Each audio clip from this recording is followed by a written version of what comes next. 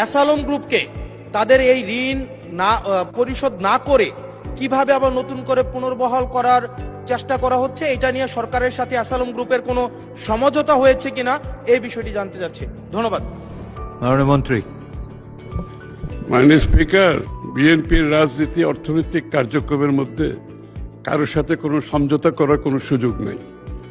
এবং বিগত দিনে আমি আপনাদের একটু পরিষ্কারভাবে বলতে চাই, বিএনপি যতবারই সরকারে এসেছে ফাইন্যান্সিয়াল ডিসিপ্লিন নিয়ে কোনো প্রশ্ন আসে নাই, macro strategy, macro economic stability নিয়ে কোনো প্রশ্ন উঠে নাই, শেয়ার বাজার লুটপাট নিয়ে কোনো প্রশ্ন উঠে নাই।